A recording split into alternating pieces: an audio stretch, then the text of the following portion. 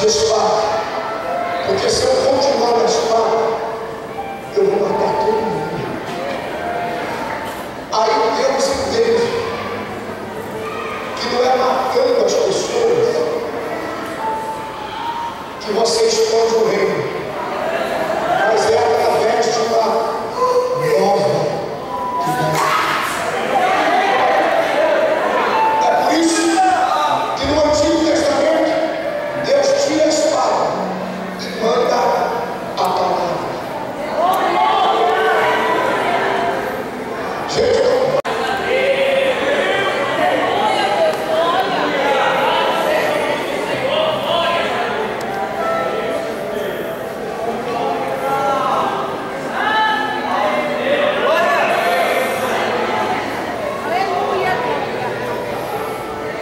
quem tem ouvidos, ouça o que o Espírito Santo diz aqui.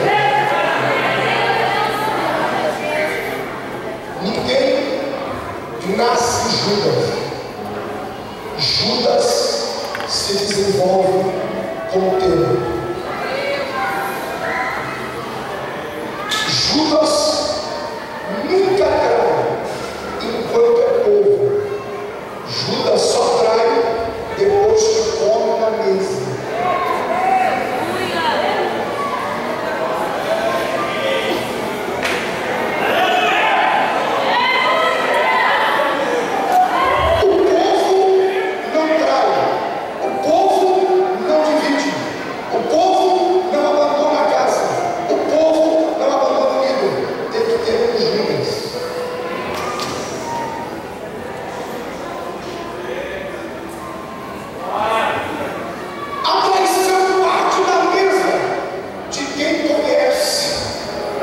Soldados chegaram para Judas e perguntaram: como vamos fazer para prendê-lo? E Judas disse: eu conheço o lugar onde ele mora.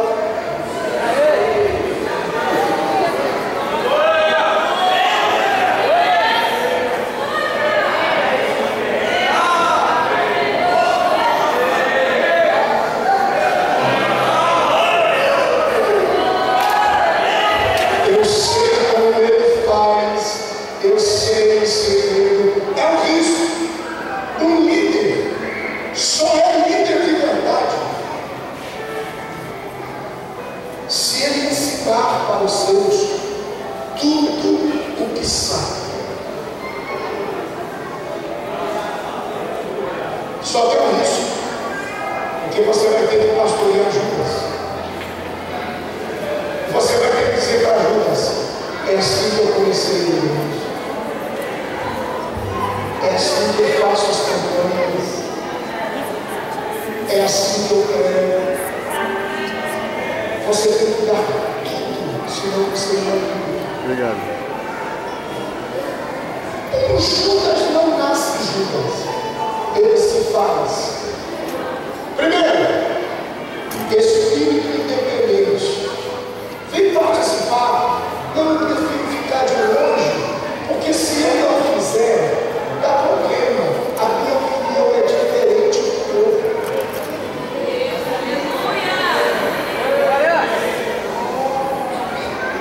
Você pode ser pego de surpresa, porque você não acredita, mas dá para descobrir como Judas também. Primeiro, ele tem um espírito independente.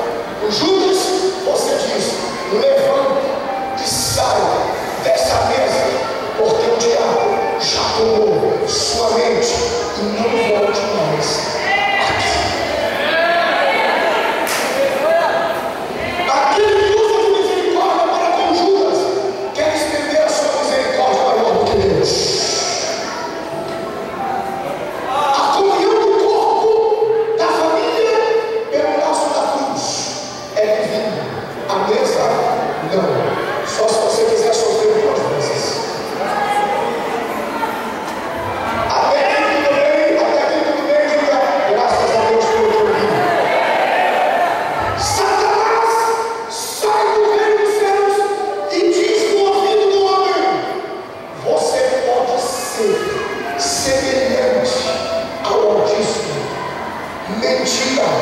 Para que se tornar igual se você já é a extensão dele? Esse é o engano de Satanás. Ele quer que você pense que você é menos só porque você não ocupa a tribuna com privilégios. Eu só estou na tribuna porque o corpo está aí para me ouvir e nós somos diante da palavra. O diabo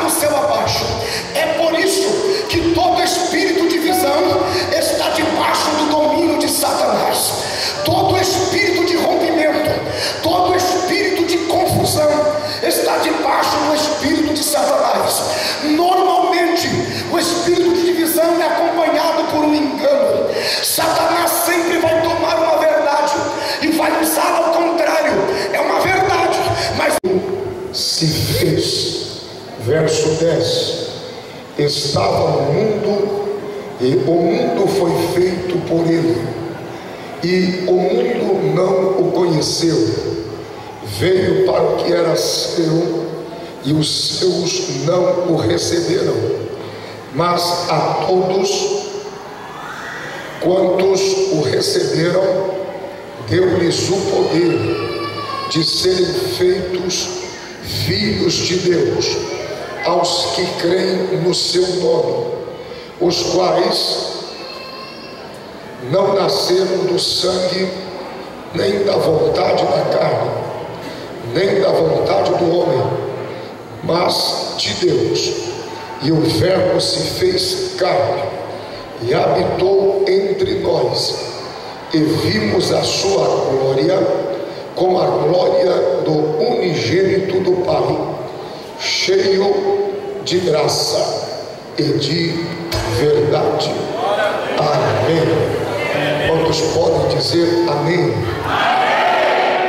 Levanta a sua mão direita lá em cima um pouquinho e diz assim: ó Deus, muito obrigado pelo privilégio de estar assentado ao lado de pessoas tão especiais para a minha vida. Se o que você disse é verdade, antes de você se assentar, diga a pelo menos 2 pessoas assim: obrigado por você fazer parte da minha vida esta noite. Faça isso. Obrigado por você fazer parte da minha vida essa noite.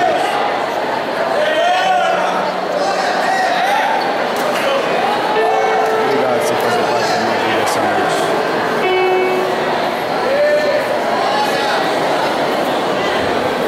Pode tomar o silêncio. Deus abençoe. Em nome de Jesus.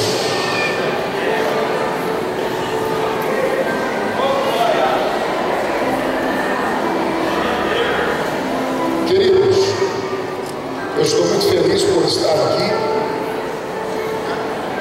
feliz por ver a dimensão que esta obra tem tomado para a glória de Deus. Desde a última vez que estive aqui, vejo a mão do Senhor ajudando esta igreja. Calculo, pela experiência da palavra, que as lutas não têm sido poucas, têm sido muitas, mas é assim mesmo. A luta vem e passa, e aqueles que confiam no Senhor permanecem para sempre. Feliz por encontrar e rever Pastor Carlos, toda a sua equipe, a renovação que Deus está fazendo. Feliz por poder retornar e celebrar com os irmãos, repartindo o que eu recebi do Senhor.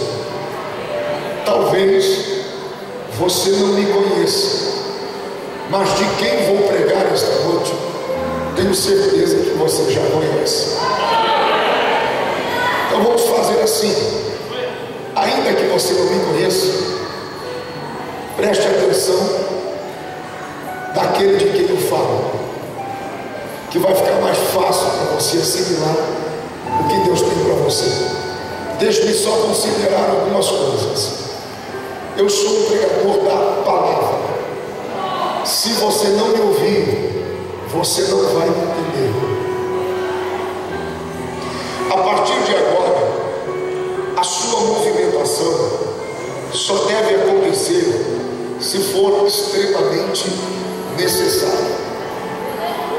Nós estamos em um ambiente fechado, nós não estamos na igreja. Algumas pessoas não sabem como se comportar fora da igreja, então exige um pouco de disciplina. Eu quero lhe informar o seguinte: quando alguém se levanta de um espaço como esse, você tira a atenção de pelo menos 7 pessoas. Você acaba com um culto de 7 pessoas. Você vai incomodar quem está na esquerda e na direita, porque você vai ter que se levantar. Já são 2. Você vai provocar no pastor um sentimento de onde é que ele vai. Já são 3. Você vai transmitir uma mensagem para o pregador, não quero ouvir. Já são 4. Você vai tirar a visão de quem está atrás. Já são 5. Você vai puxar a cadeira de quem está na frente. Já são 6. Você não vai aguentar. Quando você estiver no meio do corredor, você vai dar um tchauzinho para alguém. Já são 7. Você acabou com o culto de 7 pessoas.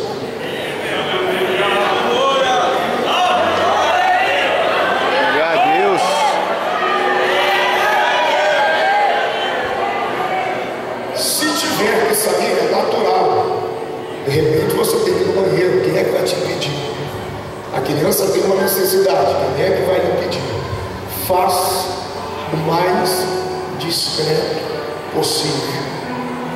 Alguns obreiros, quando entram no culto, por exemplo, o pastor da igreja está falando, o obreiro entra no culto e abraça todo mundo. O culto não é para abraçar ninguém. Entra discreto, dobra os joelhos e desaparece, porque o pastor está falando. Depois, no final, você abraça, cumprimenta. O camarada vai entrando, o pastor da igreja está falando, ou o pregador está pregando. E aí, beleza? Pregando? Sossegadão? Falando de vista, né? Sossegadão, aí, tranquilo, hein? Para que esse show?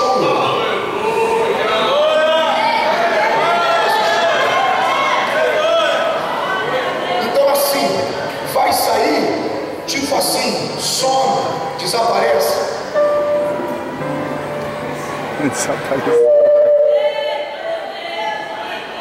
E não fala com ninguém. Não fala com ninguém. Ok? Tudo bem até aqui? Diga amém. Amém. Quando você me ouvir na palavra, você vai entender por quê. Ok? Os que estiverem circulando na paralela, sejam discretos também. Eu volto a dizer, o ambiente é diferente da igreja, mas tornou-se o templo para a celebração do culto. Então faça o mais discreto possível. Se o dono da casa está servindo a mesa aqui, o que você vai comer lá? Glória a Deus. O dono da casa bateu o sino. Aleluia. Para servir o jantar. Ele quer a atenção de todos os. Glória a Deus. Aleluia. Venha aí para ouvir uma palavra, diga amém.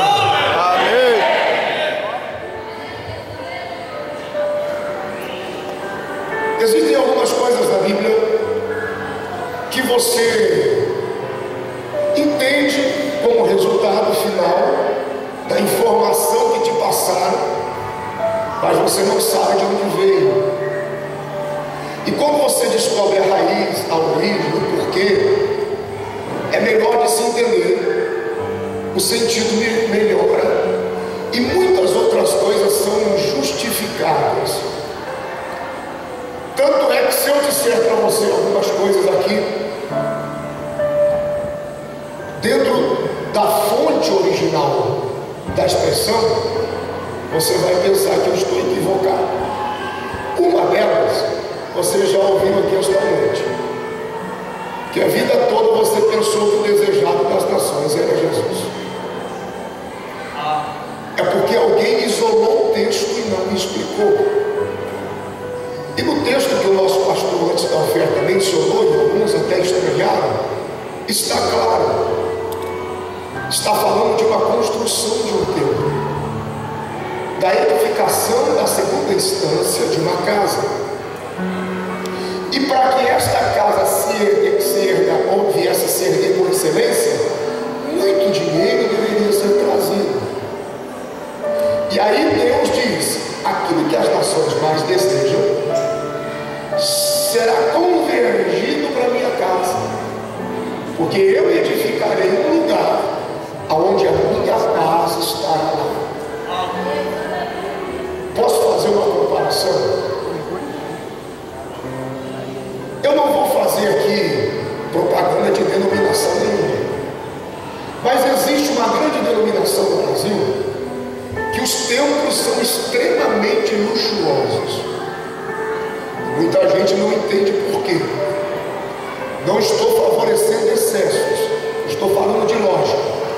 85% das pessoas que frequentam essa denominação só vão lá porque gostam do conforto do lugar.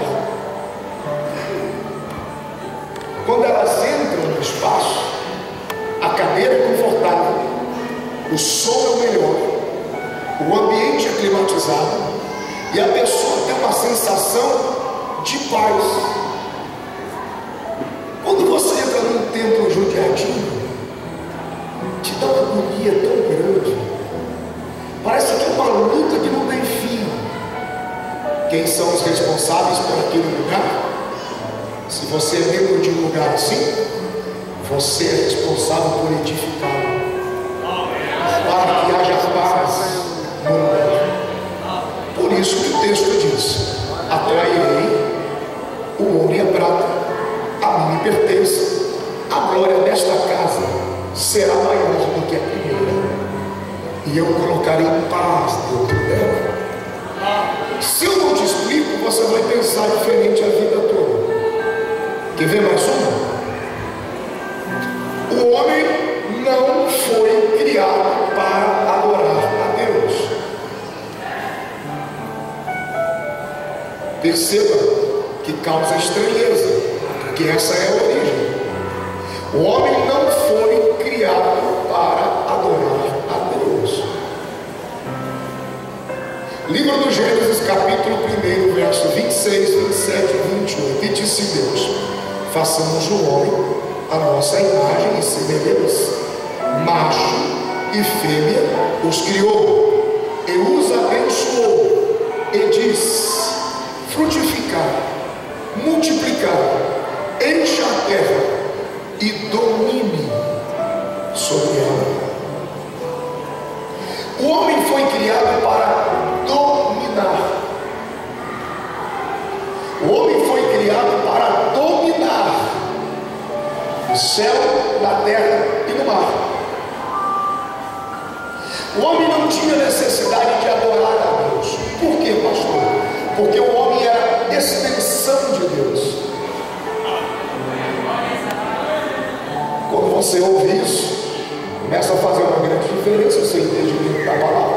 Por isso que eu preciso que você preste atenção. Você pode não pular tanto hoje, mas você nunca mais vai esquecer que você vai ouvir. E conhecereis a verdade, e a verdade vos libertará.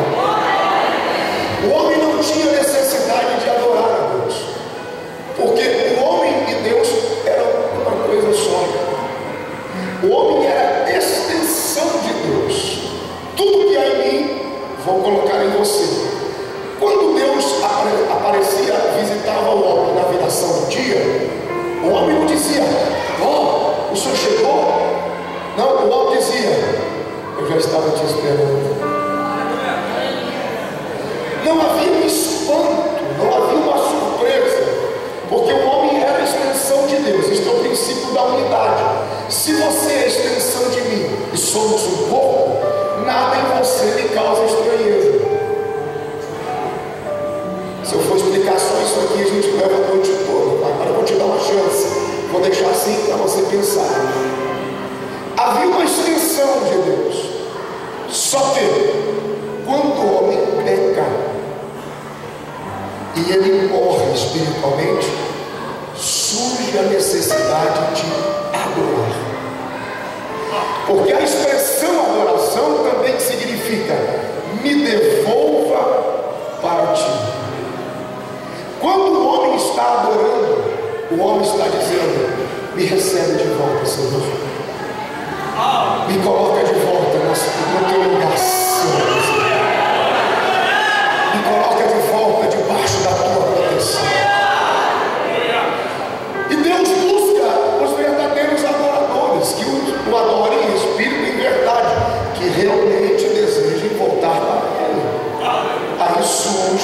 a necessidade de adorar. Se eu não te explico, você ficaria confundido. Aqui está. É por isso que quando você vem para uma reunião, que existe um momento de adoração e celebração, você precisa interagir com o ministério de louvor, com os cantores que estão sendo usados, porque esses cantores estão estimulando você a dizer: Deus, me devolve para ti, me devolve para ti, me devolve para ti. Agora, o que você vai ouvir esta noite vai mudar radicalmente a sua maneira de ver o mundo à sua volta. Eu li um texto bíblico no Evangelho de João, capítulo 1, que também é conhecido de o Gênesis do Novo Testamento. Por quê? Porque existe o Gênesis do Antigo Testamento. No Gênesis do Antigo Testamento, no capítulo 1 e no verso 1, 2 e 3, nós temos esta expressão: no princípio criou Deus os céus e a terra, e a terra era sem forma e vazia, havia trevas sobre a face do abismo. O Espírito Santo, ele pairava sobre a face das águas. Repita depois de mim: o Espírito Santo, ele pairava, ele se movia, ele se movimentava sobre a face das águas.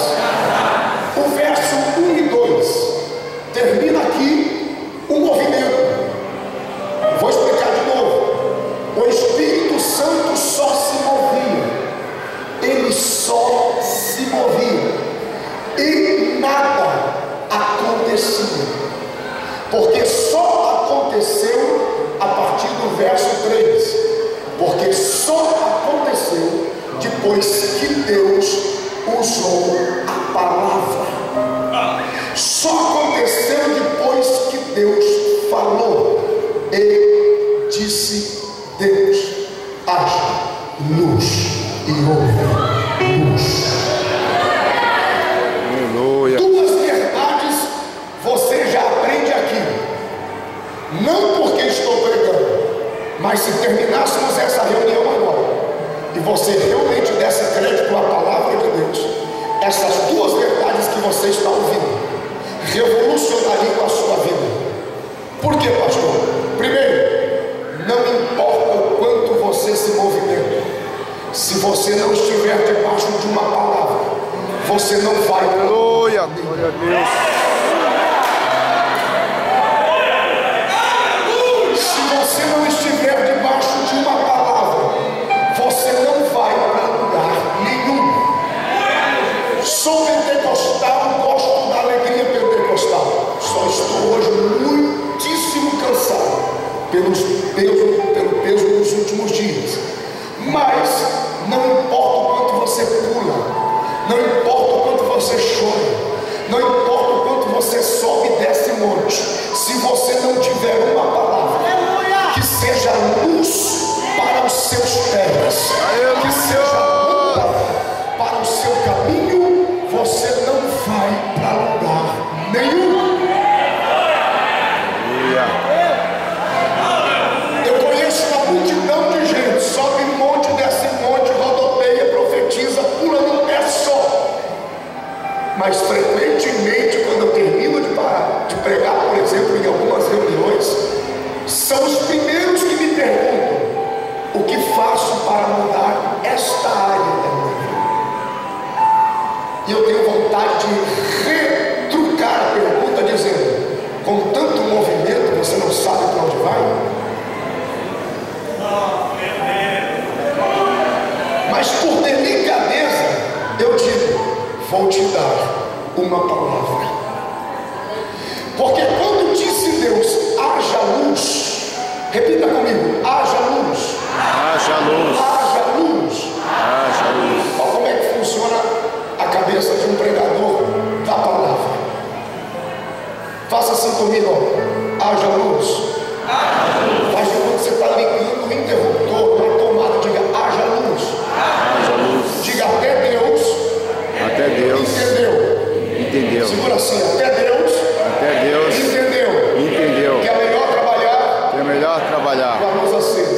luz acesa.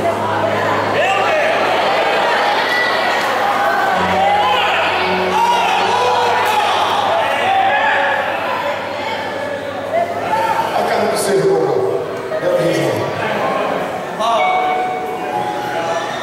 Querido, acende a luz.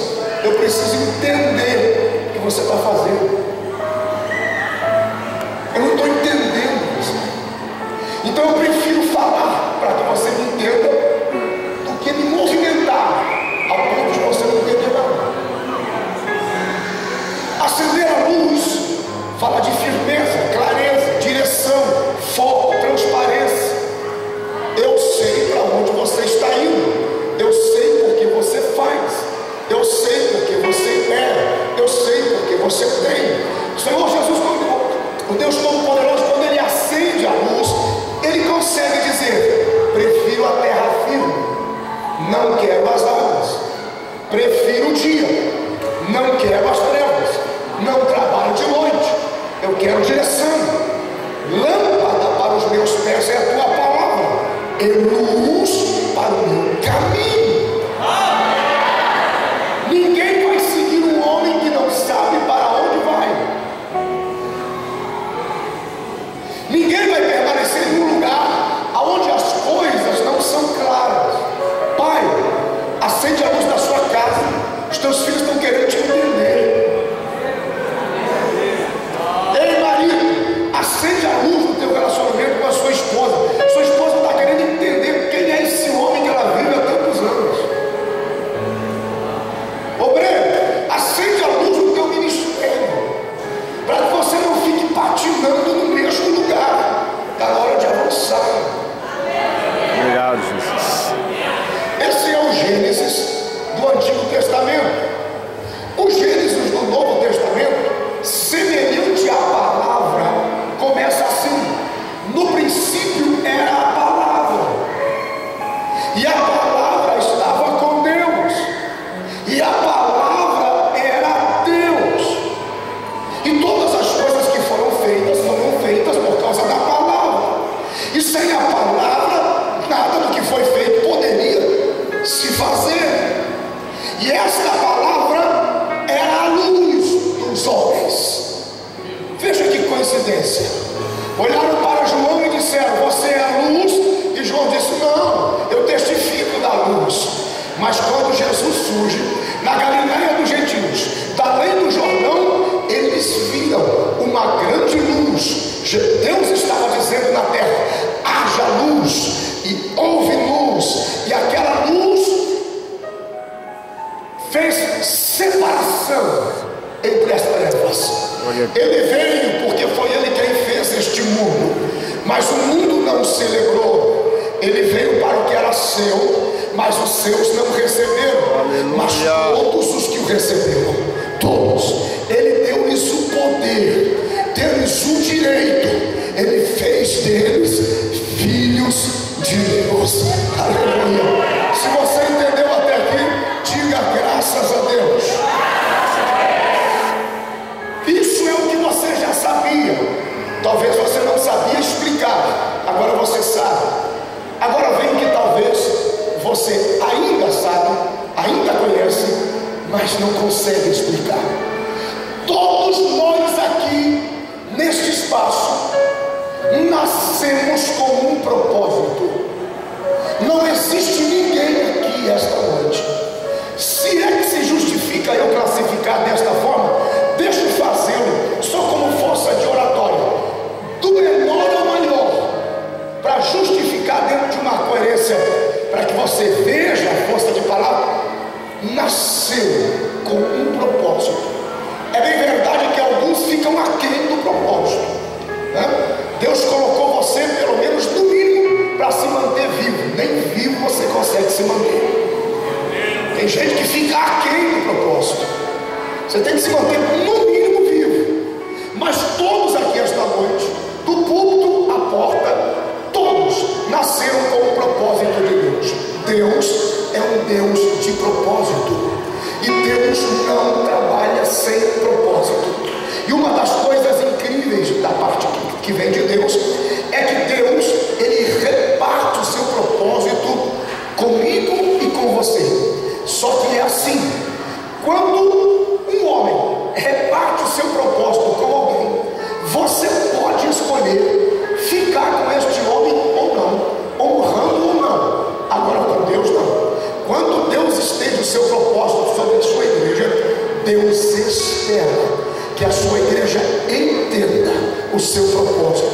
Porque Ele espera todos na vida eterna. O propósito de Deus é o melhor propósito que existe. Então eu começo lhe fazendo uma seguinte pergunta: você quer ouvir a voz de Deus ou você quer ouvir a voz do homem? Você prefere ouvir a voz de quem? Tem certeza? Verdadeira? Algumas pessoas, quando dizem isso, não sabem o que estão dizendo. No fundo, você prefere ouvir a voz do homem, porque a voz de Deus você não suporta ouvir. Porque se você tivesse ouvido a voz de Deus, você estaria melhor.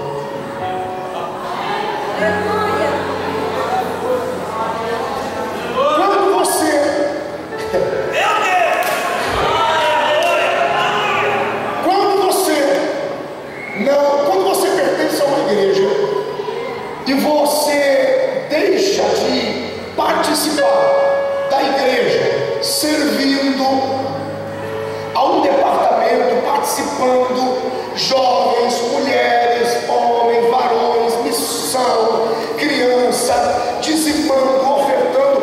Quando você não participa efetivamente de uma igreja, você é apenas mais um. É tipo assim, é você e o banco, é você e a cadeira no máximo.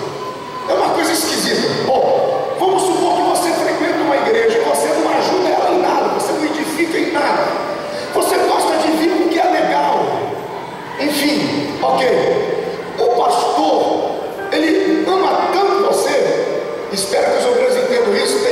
Tem obreiros que amam mais do que Deus, tem obreiros que têm misericórdia maior que a misericórdia de Deus. Isso é uma coisa curiosa, porque essa igreja aqui tem dono. Nós, obreiros, não somos o noivo, nós somos amigos do noivo, e nós não podemos permitir que a igreja nos ame mais do que o seu Senhor. Tem igreja por aí que é apaixonada pelo pastor, mas não faz nada pelo dono dela.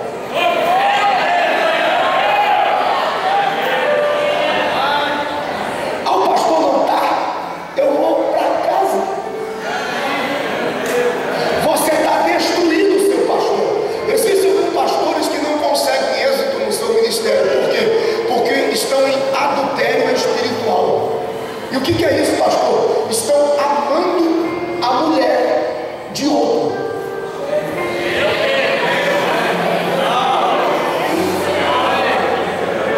A igreja é o vinho mais puro de Deus.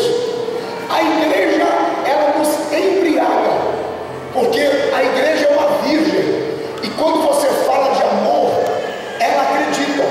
Por isso que alguns conseguem êxito em suas divisões, porque eles estão lidando com uma virgem. E quando uma virgem cega, ela cega. O homem que lhe fala de amor cria um rompimento com os laços do marido dela. E muitos estão morrendo porque adultério é pecado, o salário do pecado é a morte. Muitos estão permitindo que a igreja lhe ame mais do que seu Senhor. A igreja tem um marido, e quem é responsável por ela é Deus. Deus nunca me mandou amar a igreja. Deus me mandou alimentar a igreja. Aleluia! Porque essa igreja tem marido. Às vezes, Deus quer tratar com o seu povo, só que a gente tem dó de perder. Aí a gente começa a usar a nossa voz em vez da voz de Deus. Quando você não coopera em nada, é ruim para dizimar, é ruim para ofertar, é ruim para ajudar, a voz do pastor que não quer te perder diz assim: estou sentindo sua falta. Por onde você anda? Quanto tempo que eu não te vejo? Já a voz de Jesus é assim: servo inútil, o teu lugar é as trevas exteriores, onde a pague o último centavo.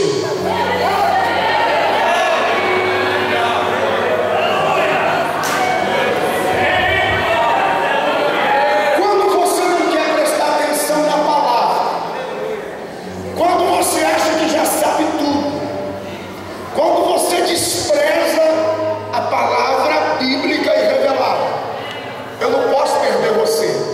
Aí às vezes eu sou tendencioso a dizer assim: ei, presta atenção, ei, olha aqui. Sabe como que Jesus trata? Ele diz assim: não dê pérolas a porcos. Não vale a pena dar o que não querem.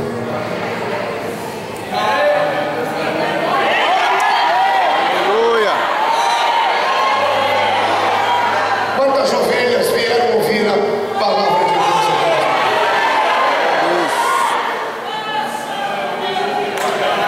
É a isso que você se compara quando você despreza a palavra.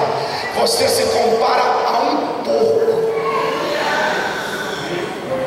Primeira epístola de Pedro, capítulo 2, versículo 20 a seguir, diz que aquele que conhece e despreza era melhor nunca ter conhecido. Porque aquele que conhece e despreza é como uma cadela. Você nunca leu? Você acha que a minha voz é boa? Você tem que ouvir a voz de Deus. É como uma cadela que vomita e come o próprio vômito. É como uma porca lavada que depois de tomar banho volta a se revolver em seus próprios excrementos. É escrito. Perceba, não gera desconforto. Por que, pastor, que eu sinto esse desconforto? A Bíblia diz que um semeador saiu para semear, e ele liberou uma semente à beira do caminho que, sendo desprezada pelos homens e pisada, veio uma ave do céu e a levou. Ele lança uma segunda semente sobre as rochas, as pedras. Ela nasce, cresce, mas não consegue profundidade de raiz. Vindo as adversidades, morre. A terceira semente caiu entre os espinhos. Nasceu, cresceu, mas foi sufocada e também morreu. Mas a quarta semente caiu em uma terra boa, e ela produziu 30, 60 e 100 por um, sem teologizar, simples. O Senhor Jesus está dizendo que a semente, porque a interpretação da parábola é Jesus quem dá. Jesus está dizendo que a semente é a palavra de Deus. Jesus está dizendo que as superfícies, os terrenos, representam o coração do homem. Jesus mostra os estágios, e ao longo da semeadura ele mostra que a última semente, que é a quarta, que fala da plenitude das coisas de Deus, a perseverança nos dará êxito. A última semente produziu 100 por um. Diga 100 por um. Jesus diz que a última semente é um coração bom, é uma terra boa. Quantos aqui têm um coração bom para a palavra? Dá um sinal lá em cima. Tem gente que está com medo de levantar a mão. Vamos de novo. Mas é assim: quantos aqui, meu coração, pastor, é coração bom para a palavra? Quem é coração bom para a palavra? Segundo Jesus, todo coração bom, ele produz no mínimo 100 Deus maravilhoso a ele. Quando isso não acontece em você, onde é que está o problema?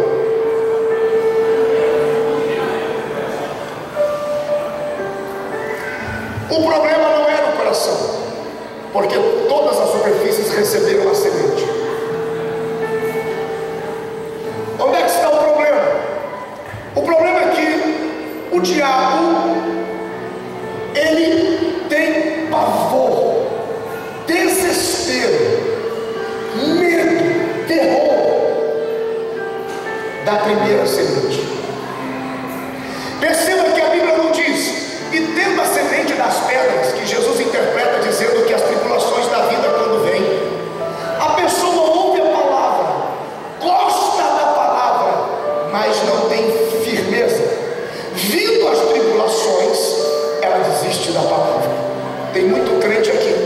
que já desistiu da palavra faz tempo.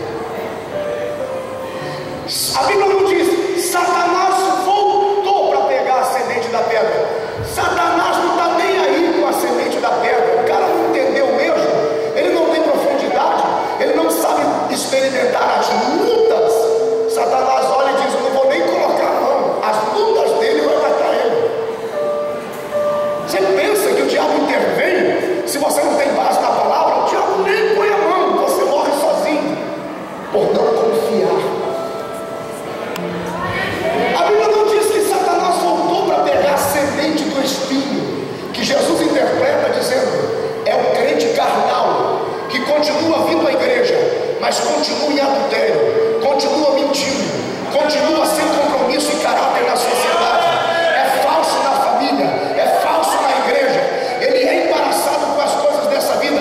Satanás nem põe a mão, o mundo vai tratar de destruí-lo, porque o mal por si só se destrói.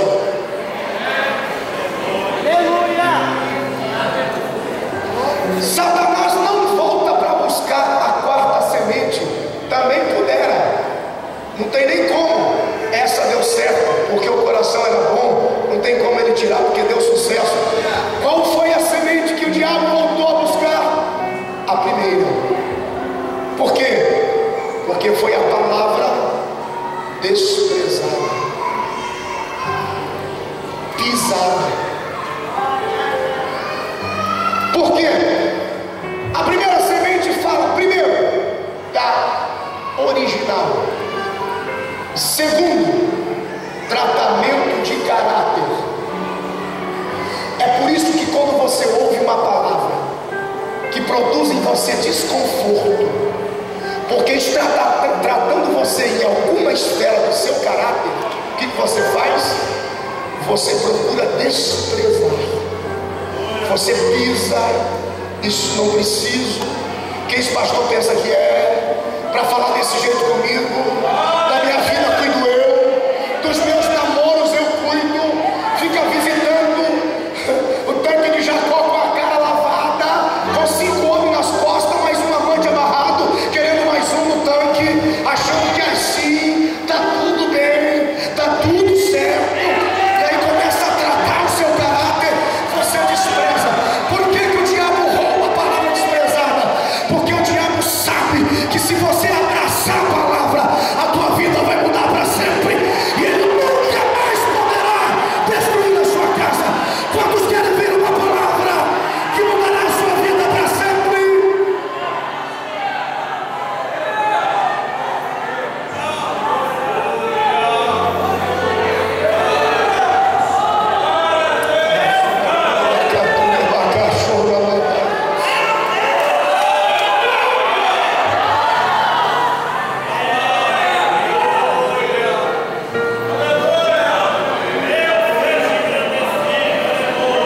O que você vai ouvir agora, a partir de agora, Satanás vai fazer de tudo para você não entender. Esta noite, Deus quer trazer a verdade dele para você. E você vai escolher, porque tudo na vida é escolha. É por isso que a árvore do conhecimento do bem e do mal foi colocada no meio do jardim. Deus estava dizendo: ou você escolhe o lado de lá, ou você escolhe o lado de cá. Esta noite você vai aprender. E se você ouvir, 2013 não será um ano repetido. 2013 não será um ano repetido, porque até agora está tudo repetido. Até o carnaval, tudo a mesma coisa. Amanhã o Brasil volta a funcionar. Até agora está tudo repetido. E a sensação que você está tendo é que vai ser a mesma coisa. Mas Deus me trouxe aqui esta noite como profeta da palavra. Levante a sua mão lá em cima. Se você der crédito nesta palavra, 2013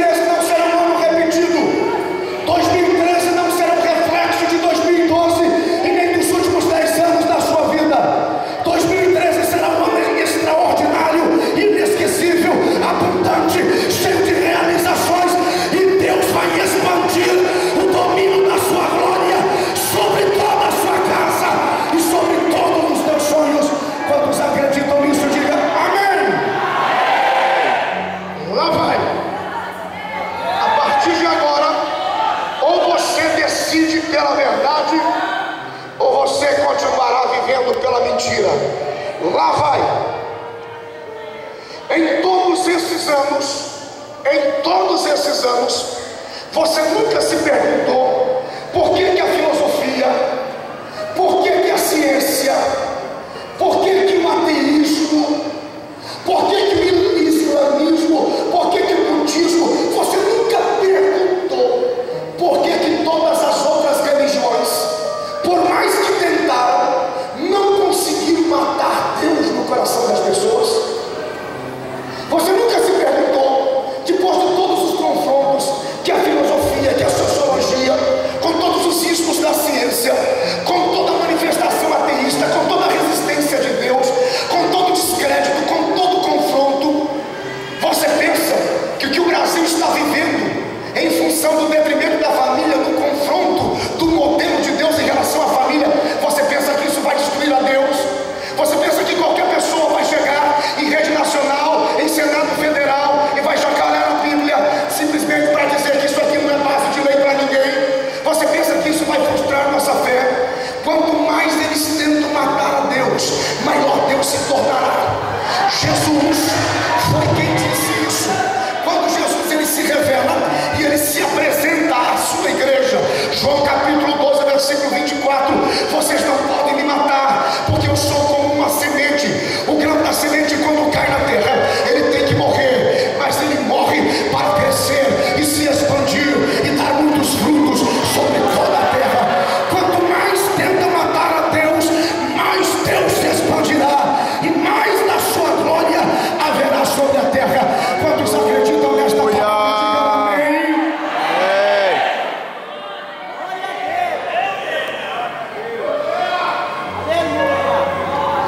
Deus nunca quis levar o homem para o céu. Deus nunca quis levar o homem para o céu. Deus sempre quis trazer o céu para a terra. Deus sempre desejou expandir sua glória aqui. Deus não tinha necessidade, mas Ele faz pela sua soberania, pela sua grandeza. Ele é Deus, Ele é Deus. E Deus no princípio cria todas as coisas, e aqui na terra Deus dá início a uma expansão do céu. O livro do Gênesis é aquilo que dentro da história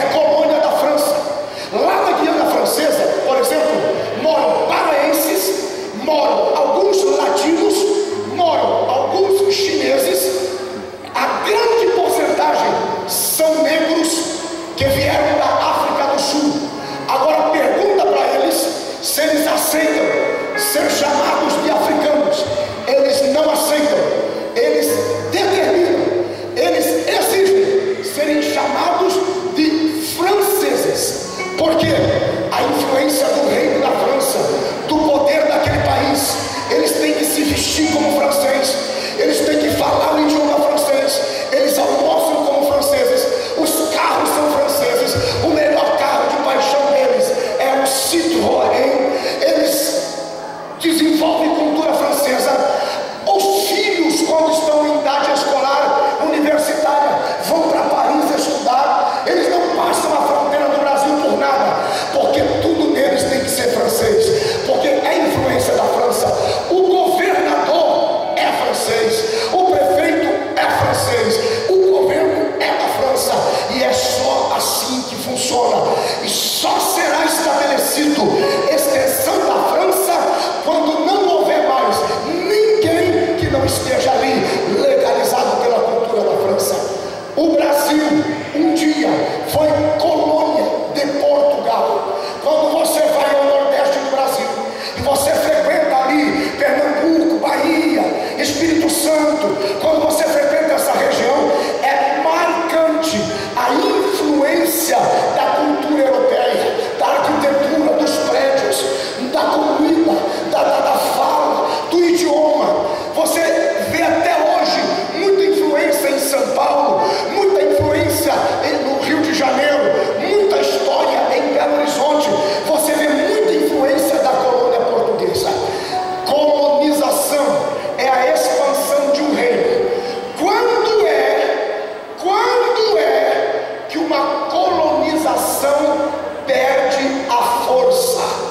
Quando os nativos do território decidem declarar independência.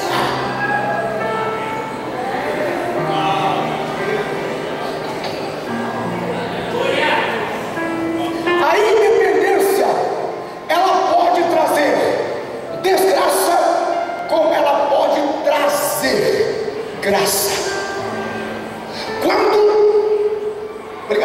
Quando o nativo de um território declara independência, ele está dizendo para o reino colonizador: não queremos tua influência, não queremos tua cultura, não queremos tua lei, não quero tua constituição, não quero seu domínio.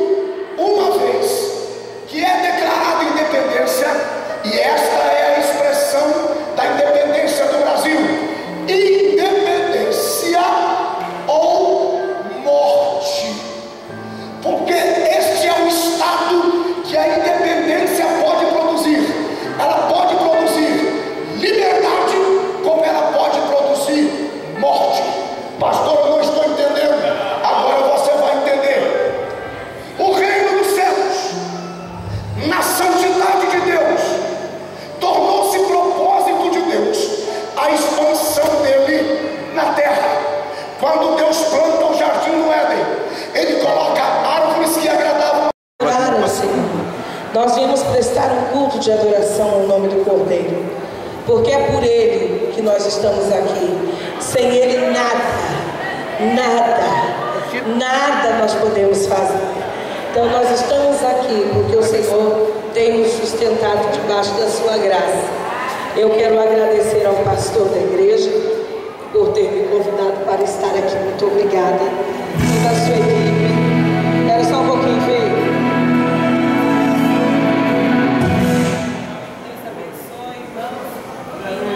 Essa garça aí, né?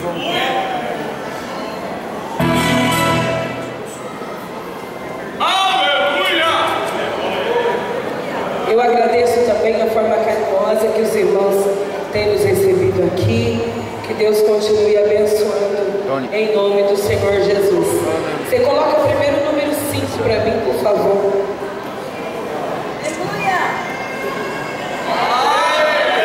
Aleluia! Glória a Deus. Exaltado.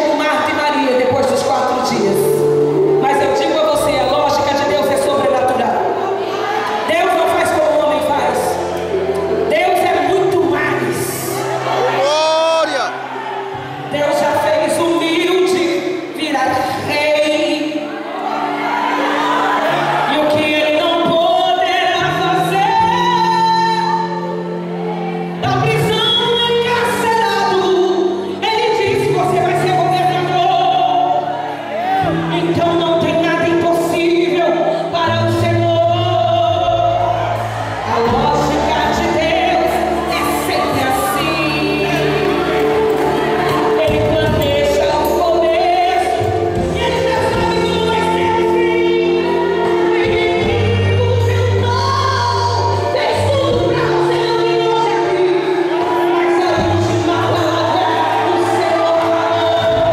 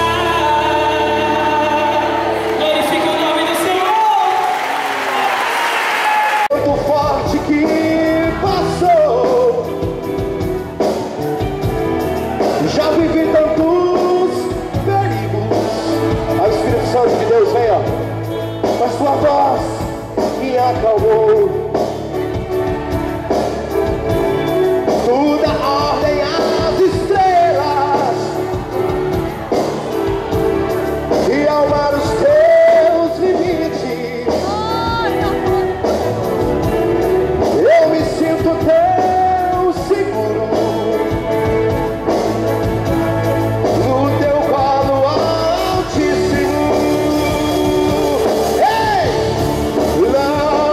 Não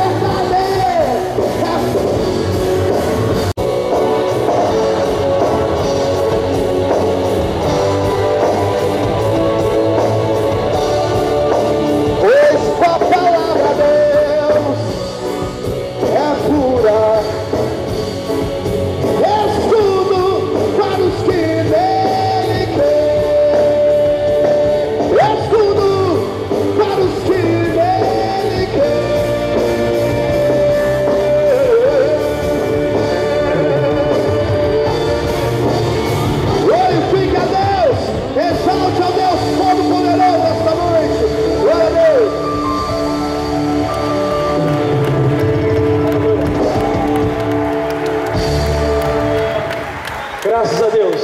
Pode se acertar, por gentileza, meus queridos amados, no nome do Senhor Jesus Cristo, que criou os céus e a terra.